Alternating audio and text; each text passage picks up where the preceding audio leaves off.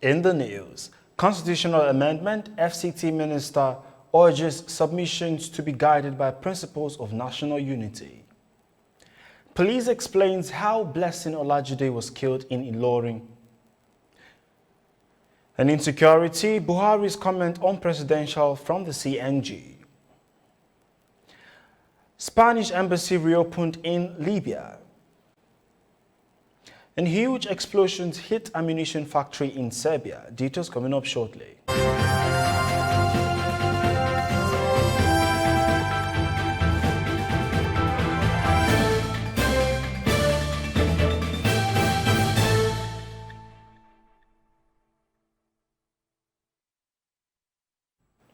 This is TOS Television, your digital first Pan-African news network. I am Merciful Ajinomo, and you're watching TOS News 360. The Minister of the Federal Capital Territory, Malam Mohammed Musa Bello, on Thursday has urged that submissions seeking amendment into the Nigerian 1999 Constitution should be guided by the principles of national unity and peaceful coexistence of all citizens.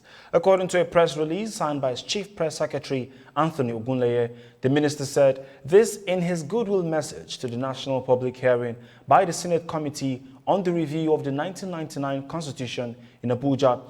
The minister, who seized the opportunity to call on Nigerians to utilize the opportunity to strengthen national bond and cohesion, also proposed the inclusion of a new subsection immediately after Section 7, subsection 5 to read as follows. A. 6. The functions to be conferred by law upon the area councils may include those set out in the 4th schedule to this constitution and, where so conferred, shall be performed outside the federal capital city and such as may be designated from time to time by the minister in charge of the Federal Capital Territory, Abuja.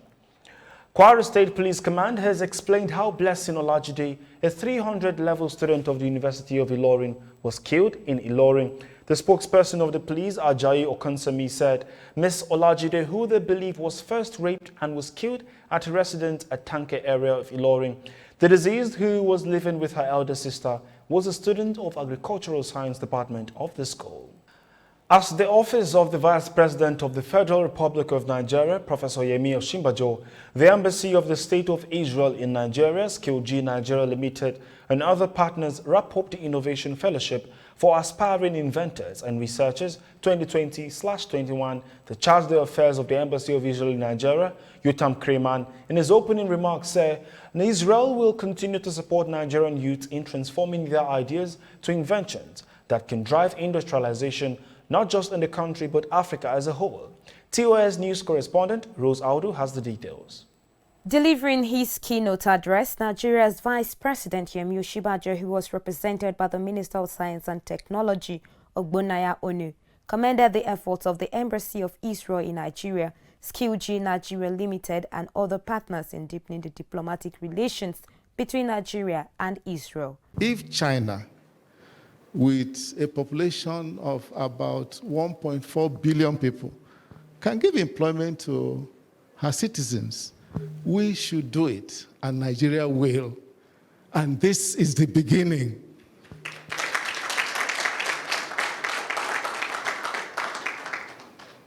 So our fellows, we congratulate you.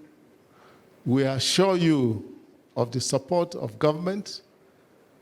And I understand that there are certain discussions already going on, but the Federal Ministry of Science and Technology will also play a part in making sure that we help to realize the very important goals of this IFE Innovation Center. In their remarks, Yotam Kreman, Gregory Ibe, and Emmanuel Chiroma commended the 2020-2021 IFE participants for successfully completing the innovation program amidst challenges of the COVID-19 pandemic.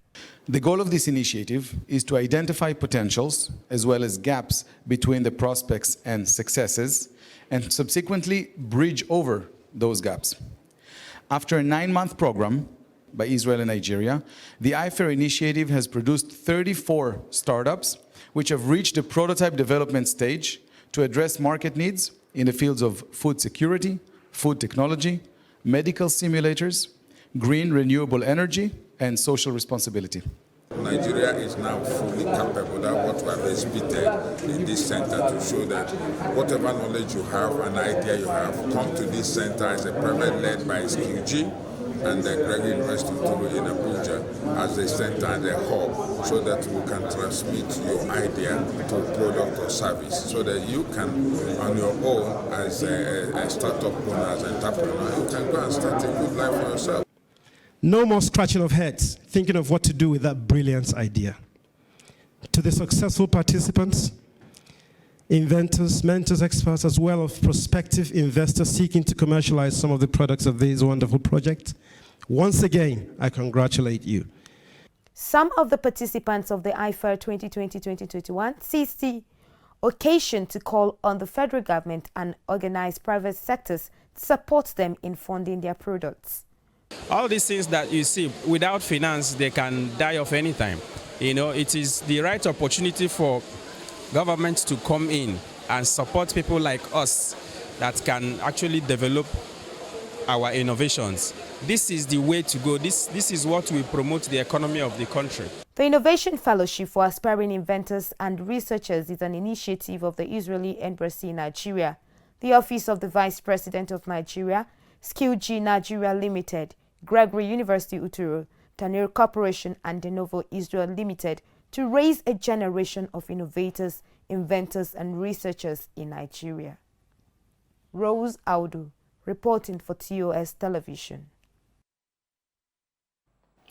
On talking insecurity, the coalition of northern groups has stemmed the latest response by President Muhammadu Buhari to the deteriorating security situation as empty and thoroughly unpresidential. Reacting to the president's tweet, the CNG, in a statement by its spokesperson, Abdulaziz Suleiman, said the presidential tweet merely amounts to admission of failure and loss of capacity. The CNG, however, urged northerners in other regions of the country to remain calm and resolute with the assurance that they are taking steps to ensure the actualization of Biafra so the rest of the country would know peace. The Oyo State Governor Seyi Makinde on Wednesday inaugurated the 65-kilometer Monia-Ijaya-Esheyin Road in Ibadan. The governor performed the inauguration with his Benue State counterpart, Samuel Otom, as part of activities to mark his second anniversary in office. At the ceremony, which was held at Akerele local government in Ibadan and Isheyin town in Isheyin local government, Makinde said the road cost 9.9 billion naira or 152 million naira per kilometer for total reconstruction, adding that going by the quality of work done by the contractor, Kope Construction Limited, it is expected to last at least 10 years without any rehabilitation. This is your digital first Pan-African news network, TOS Television, and you're watching TOS News 360. More stories when we return, just stay.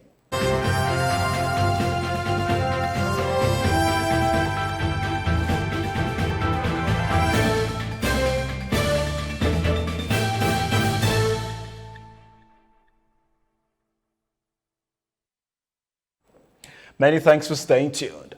And now to Africa. The Prime Minister of Spain, Pedro Sanchez, has reopened his country's embassy in Libya after it was closed for 7 years because of civil war.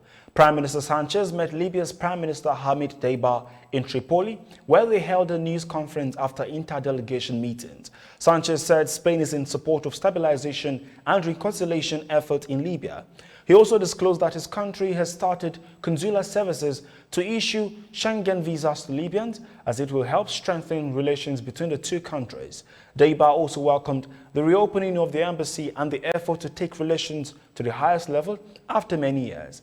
He sees the step as an indication of how Spain is serious about improving bilateral relations. The two prime ministers also discussed ways to develop relations between their countries in a manner that would serve common interests.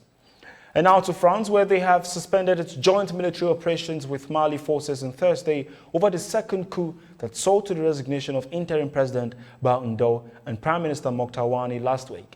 On Sunday, French President Emmanuel Macron had threatened to pull its troops out of Mali if the political instability there continued and led to an increase in Islamist violence. According to France's Armed Forces Ministry, all national advisory missions that benefit Mali have also been suspended. France, Mali's former colonial power, has about 5,100 soldiers in the region under its Operation Barkhane that began in 2013. And now to Serbia, a series of explosions have hit an ammunition factory about 140 kilometers south of Belgrade in central Serbia on Friday. A huge fire that lit the night sky above the town followed the explosions. The explosion has made several workers and residents evacuate the area in the immediate panic. No injuries have been reported yet, and the cause of the explosion has not been revealed. In a statement, Aleksandar Vulin, who is Serbia's interior minister, said the situation is under control and everything is safe. And the police have arrested the organizer of an annual Tiananmen Square massacre vigil, Chow Hang-tong, in Hong Kong on his 32nd anniversary. The 36-year-old activist, who is the vice president of the Hong Kong Alliance in support of Patriotic Democratic this morning, was arrested on Friday morning ahead of a candlelight vigil that has been banned for 2 years in a row. The group held an annual vigil at Victoria Park to commemorate the victims of the Tiananmen massacre. On June 4, 1989, thousands of Chinese students and citizens were slaughtered in Beijing for asking for freedom and democracy in the country. According to the police, Chow was detained for encouraging people on social media to participate in the vigil. Officers have been deployed to the location to prevent people from gathering and have threatened to detain anyone who breaks into the park it is held in. And now to business. The governor of the Central Bank of Nigeria, Godwin Emefiele, has pledged his support to drive investment in the cotton, textile and garment subsector of the country's economy, as it will help revive the industry for growth and productivity. He made this statement in a series of tweets at the stakeholders meeting on Thursday. The CBN governor hopes that the CTG sector can help in creating more job opportunities and reducing the level of unemployment in Nigeria. He also believes it can help in improving the government revenue drive if made to operate optimally. And talking sports, Arsenal have confirmed Brazilian defender David Luiz will leave the club when his contract expires, while Martin Odegaard, Dani Ceballos and Matt Ryan are also set to leave the Emirates side. Luiz informed the club of his decision to leave in May, despite the Gunners being keen to extend his deal for another season. He opted not to accept Arsenal's offer of a new contract as it called an end to his 2-year stay in North London. The defender, who joined from London rivals Chelsea for a fee of £8 million in 2019, made 73 appearances for the club, but missed the end of the 2020-2021 season because of injury. And Barcelona's president Joan Laporta announced on Thursday that Ronald Koeman is to continue as coach next season. There has been a speculation that the Dutchman could leave in the summer after a poor end to the 2020-2021 campaign. After a meeting of the club's directors, Laporta confirmed that the club had decided to give continuity to a contract already in place, as they feel it's best for Barca, and are very happy to be able to announce that Ronald Koeman is staying. And that is TOS News 360 on your digital first Pan-African news network. For more updates, visit www.tostvnetwork.com.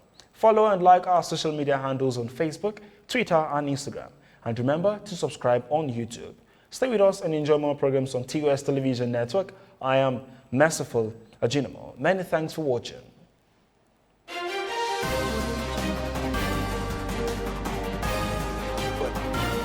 as a continent are now define ourselves.